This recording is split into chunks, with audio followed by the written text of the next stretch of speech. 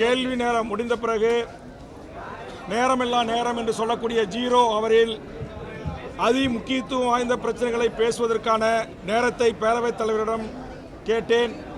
பேரவைத் தலைவர் அவர்கள் ஒரு சில நிமிடம் எனக்கு வாய்ப்பு தந்தார். அந்த வாய்ப்பை பயன்படுத்தி 2009 முள்ளிவாய்க்கால் நடந்தேறிய மாபெரும் இனப்படுகொலைக்கு ஒரு சர்வதேச நீதி விசாரணை வேண்டும் என்கிற ஒரு வரலாற்று சிறப்புமிக்க தீர்மானத்தை, அதே மாதிரி இனப்படுகொலைக்கு உள்ளான அந்த மக்கள் இலங்கை தீவில், தமிழீழத்தில், புலம்பெயர்ந்த நாடுகளில், தாய் தமிழ்நாட்டிலும் ஐக்கிய நாடுகள் சபையின் மேற்பார்வையில் ஒரு பொது வாக்கெடுப்பை நடத்தி அவர்களுக்கென்று ஒரு தனித்தமிழீழ அரசை உருவாக்கி தர வேண்டும் என்ற 2 பொருள் குறித்து மாண்புமிகு தமிழக முதலமைச்சர் அண்ணன் தளபதி அவர்கள் நடைபெறுகின்ற இந்த கூட்டத்தொடரிலேயே ஒரு வரலாற்று சிறப்புமிக்க தீர்மானத்தை நிறைவேற்றி ஒன்றிய அரசுக்கு உரிய அழுத்தத்தை தர வேண்டும் என்ற என்னுடைய வேண்டுகோளை முன்வைத்திருக்கிறேன்.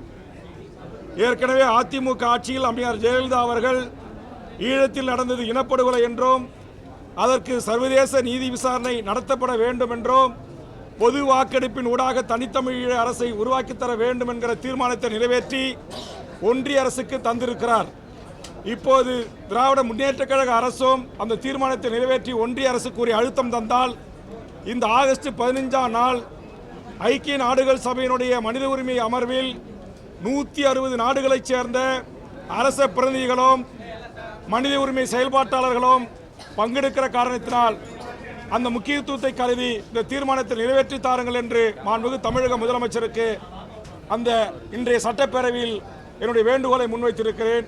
முதலமைச்சர் அவர்களை கைகூப்பி நான் வேண்டுகோள் வைத்த போது நான் கண்டிப்பாக செய்கிறேன் என்கிற ஒரு சைகையை எனக்கு தந்திருக்கிறார்.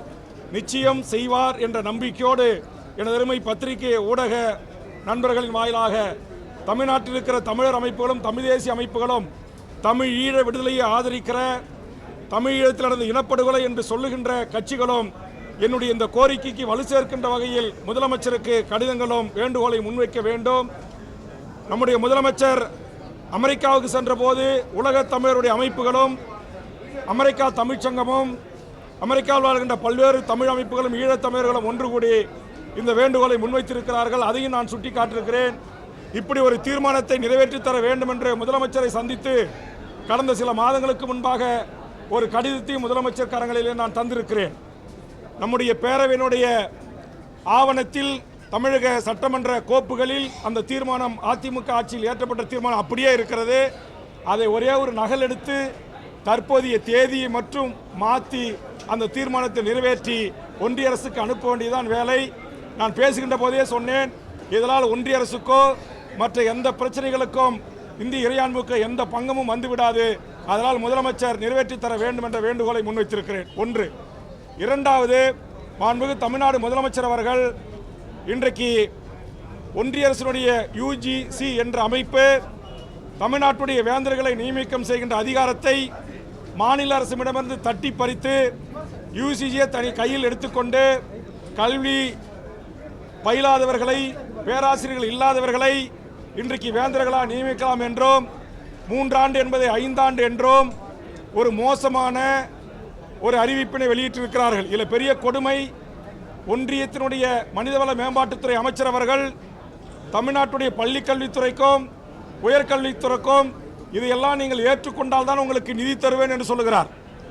₹1 29 பைசாவை மாநிலங்களுக்கு பிச்சை போடுகின்ற ஒன்றிய அரசு லட்சக்கணக்கான கோடியை எங்களுடைய வரி வருவாயின் மூலமாக GST மூலமாக கொள்ளையடிக்கிற ஒன்றிய அரசு ஒரு பாசிச பாரதிய ஜனதா சங் பரிவார கொள்கைகளை உள்வாங்கிய ஆளுநர்களை தமிழ்நாட்டில் நியமிக்கிற கொடுமைகள் தொடர்ந்து அரங்கேறும்.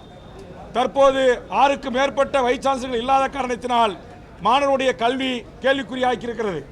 ஆளுநரும் UGCயும் நியமிக்கக்கூடிய உறுப்பினர்கள் தான் இன்றைக்கு முக்கியமானவர்களை துணைவேந்தர்களை நியமனம் செய்யும் என்கிற திருத்தங்கள் அதில் இருக்கிறது. இது தமிழ்நாட்டு மாணவர்களின் கல்வியை பாதிக்கும். அதனால் இன்றைக்கு இந்து பத்திரிகையில் நேற்றைய தினம் இந்து தமிழ் பத்திரிகையில் வந்த தலையங்கம், அதுபோன்று சுரேஷ் என்கிற கல்வியாளருடைய கட்டுரையும் குறிப்பிட்டு பள்ளி கல்விக்கு மேடைக்கான கல்வியாளர் பிரின்ஸ் கஜேந்திர பாபு அவர்கள் அறிவித்த இதுபோன்று கல்வி ஒன்றிய மாநில அரசுகள் சேர்ந்து முடிவெடுக்க வேண்டியதை தந்தோன்றித்தனமாக தானா எடுக்கிற சர்வதேச போக்கை தமிழக வாழ்வுரிமை கட்சி கண்டிக்கிறது. பிரின்ஸ் கஜேந்திர பாபுனுடைய சொல்லை நான் பயன்படுத்த வேண்டுமென்றால், இந்தியாவை ஆண்டு கொண்டிருக்கிற நரேந்திர மோடி முசோலினியை போன்றோம், ஹிட்லரை போன்றோம் இன்றைக்கு மாநிலங்களை ஒடுக்கிறார், சர்வதிகாரத்தை நோக்கி இந்திய அரசை நடத்துகிறார் என்று அவர் சொல்லியிருக்கிறார். அது பத்திரிகை ஊடகங்களிலே இன்றைக்கு பதிவாகி இருக்கிறது. அதையும் சட்டமன்றத்திலே நான் பதிவு செய்து என்னுடைய கண்டனத்தை ஒன்றிய அரசுக்கும் யூசிசிக்கும் தெரிவித்து, மாண்புமிகு தமிழக முதலமைச்சர் அவர்கள் கொண்டு வந்திருக்கிற இந்த அரசினர் தீர்மானத்தை கட்சிகள் பாகுபாடின்றி ஒட்டுமொத்த தமிழ்நாட்டு அரசியல் கட்சிகளும் அமைப்புகளும் ஆதரிக்க வேண்டும். மாநில அரசின் உரிமைகளை காலில் போட்டு மிதிக்கிற இந்த சர்வதிகார போக்குக்கு ஒரு முடிவு கட்ட வேண்டும். அதனால் தான் சொன்னேன், அடைந்தால் திராவிட நாடு இல்லை சுடுகாடு என்று சொன்ன திமுக, அதுபோன்று தந்தை பெரியார் தன் இறுதி உரையில் தமிழ்நாடு தமிழருக்கே என்று முழக்க வைத்த ஒரு தனித்த தேசிய இனம் தமிழர் இனம். அந்த தமிழர் இனத்தை கல்வியின் ஊடாக சிதைக்கின்ற, இந்தியாவிலேயே கல்விக்கு முன்மாநிலமாக இருக்கின்ற, முன்னோடியாக இருக்கின்ற நம்முடைய தமிழகத்தினுடைய கல்விக் கொள்கையை புதிய கல்விக் கொள்கையின் ஊடாக திணிக்கின்ற பாசிச பாரதிய ஜனதா அரசின் நடவடிக்கைகள் எந்த முனை அளவும் நாம் இந்த மண்ணில் அனுமதிக்க கூடாது. அதற்காக நாம் ஒன்றாக நின்று போராடுவோம், அரசின் தோள் கொடுத்து துணை நிற்போம் என்ற கருத்தை சட்டமன்றத்தில் நான் பதிவு செய்திருக்கிறேன். இதையேத்தான் தமிழ்நாட்டில் இருக்கிற அரசியல் கட்சிகளுக்கும் அமைப்புகளுக்கும் நான் முன்வைக்கிறேன்.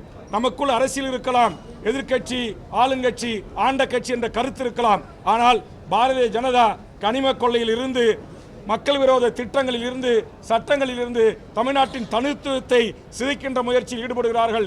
இதை நாம் ஒரு காலத்திலும் அனுமதிக்க கூடாது.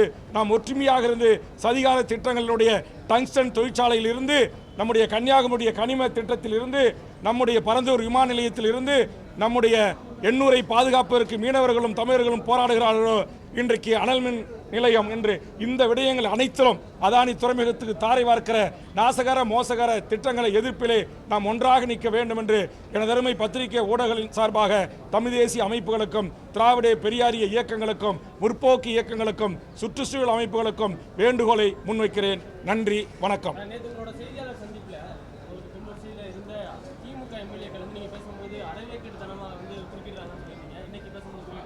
இன்னைக்கு எந்த ஒரு குறுக்கீடும் இல்லை. அப்படி ஒரே ஒரு எம்எல்ஏ தான் என்ன நான் பேச வரேன்னு தெரியாமல் நான் முதலமைச்சர் எழுந்துட்டார் உட்கார அண்ணன் தான் சொன்ன, வேறு எதுவும் தவறாக சொல்ல என்று சொல்லிட்டார்.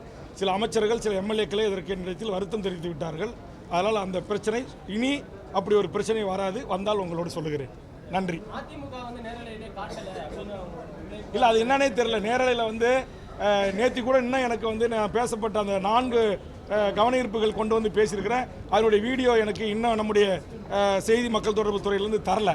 அது நான் பேசும்போது தான் கட் ஆகுதா இல்லை எல்லாரும் பேசும்போது கட் ஆகுதான்றதை சட்டப்பேரவை முடிஞ்ச பிறகு தான் நான் அதை குறித்து என்னுடைய உதவியாளர் மூலமாக எந்தெந்த வீடியோ நாங்கள் கேட்டு கடிதம் கொடுத்துருக்கோம், அவங்க கொடுக்குறாங்க, எது கொடுக்கல, எது கட்டாயிருக்கு என்பது பின்பு தான் தெரிய வரும். ஆனால் யார் பேரவையில் யார் என்ன வார்த்தைகளை பயன்படுத்தி பேசி அதனுடைய சுருக்கெழுத்து பேரவையினுடைய சட்டமன்ற சுருக்கெழுத்தர்கள் பதிவு செய்கிறார்களோ, நாங்கள் என்ன பேசி அங்கே பேசணுமோ அதை அத்தனையும் வீடியோ வடிவாக செய்தி விளம்பரத்துறை, தமிழ்நாடு அரசு கண்டிப்பாக எங்கள் கைகளிலே கொடுக்க வேண்டும்.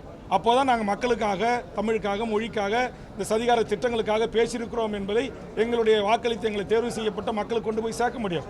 இன்றைக்கி கூட காலைல கேள்வி அவரில் எங்கள் மிகப்பெரிய மழை வெள்ளத்தால் பல கிராமங்கள், பகண்டை உள்ளிட்ட பல கிராமங்கள் பாழாகியது, அதை பட்டியலிட்டு நான் அந்த வேண்டுகோளை முன்வைத்திருக்கிறேன். அப்போ அது எனக்கு கொடுக்கல, பிரிண்டிங்கிலும் தரல, வீடியோ வடிவிலும் தரலன்னா எப்படி நான் பேசுனது மக்களுக்கு போய் சேரும்?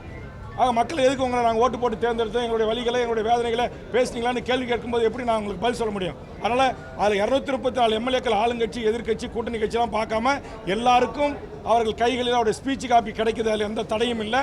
அதேமாதிரி வீடியோ வடிவிலும் கொடுக்கணும் என்பது தமிழ்நாடு அரசுக்கும், செய்தித்துறைக்கும், மாண்புமிகு தமிழக முதலமைச்சருக்கும் நான் ஊடக பத்திரிகையுடனாக வேண்டுகோள் வைக்கிறேன். நன்றி.